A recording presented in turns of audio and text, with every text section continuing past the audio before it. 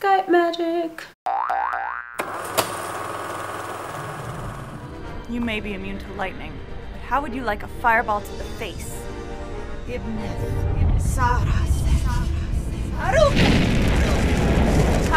How do you like... Oh, fuck. God damn it! Hi all, Holland here with the crew of Dice and Men, live from Gen Con.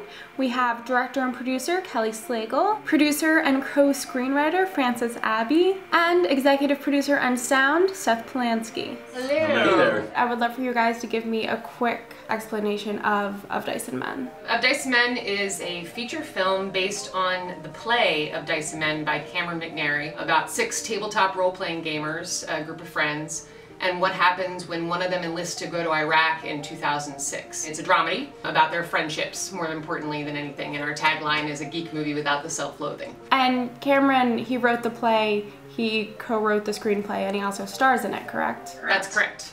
Suddenly, a massive purple shape bursts through the sand beneath your feet, spilling you in all directions.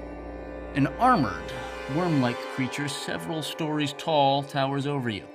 As you pick yourselves up off the ground, you realize that Spango has disappeared right into the creature's mouth. A fucking purple worm. Oh, and take 20 damage for, being eaten. Ow. I feel like I haven't really seen a lot of D&D portrayed in movies or TV shows as being just a normal game people play. I feel like it's always kind of made fun of, looked down upon. Can you guys discuss why you felt it was important to portray D&D in like a normal, positive light? The whole point of making this movie was to show gamers as they truly are. To show gamers as smart, intelligent, funny people who have real lives, real jobs, real families, not the, Cheeto-stained finger, virgin for life guy sitting in his parents' basement. Do you guys play D&D, I'm assuming? So I've played my entire life. This movie is it's a love letter to my childhood. Now, after I've been through the movie and everything else, I've actually decided I'm going to start playing D&D, and I've picked out my character for the next round. And I also have a very bad miniature painting habit that I've picked up as well. This is a good thing. So I will be a gamer now. Yeah. So if nothing else, if never go anywhere else with this project, this lovely woman right here, who also happens to be my wife, is gonna play D&D with me. I am Throg, the barbarian. I am a barbarian. I have a sword. As you mentioned, Of Dice and Men started off as a play, so were there any major issues in adapting the play to screen? There were some cuts as far as mostly dialogue. There weren't any entire scenes taken out. There was all the scenes come through intact. If anything, we added a few scenes to kind of flesh out some of the characters a little more, just to get scenes to move a little faster. Because monologues. Again, monologues. Yes. On stage, you can have a person stand there and talk to you for a long time.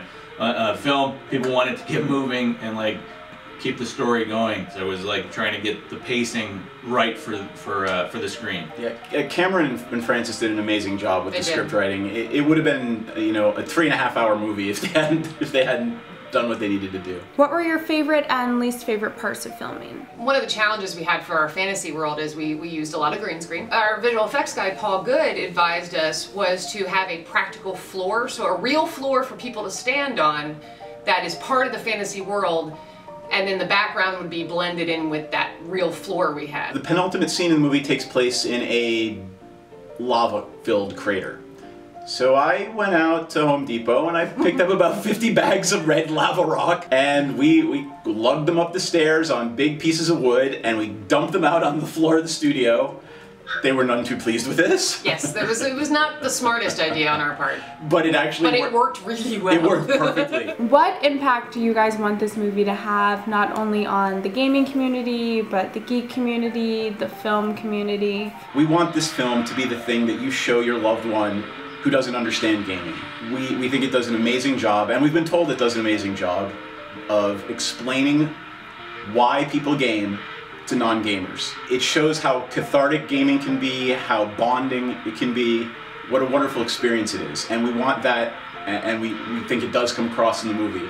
We want everyone to see that, and we think it's important that people see that, because no matter what successes people are having in the industry and in the genre, there really is still this terrible stigma attached to gamers, to people who play role-playing games. If you guys want to find out more about Of Dice and Men the movie, be sure to check them out on Twitter at Dice and Men Movie, or check out their website, ofdicemen.com. Also, be sure to email info@ofdicemen.com if you guys know of any game stores that would love to host this movie.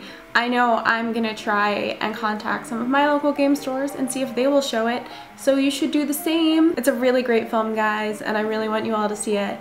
And I'm so glad that Kelly and Francis and Seth were able to speak with me. It was almost like I was actually at Gen Con, except I wasn't. Thank you guys so much for watching, and I will see you next week. Bye!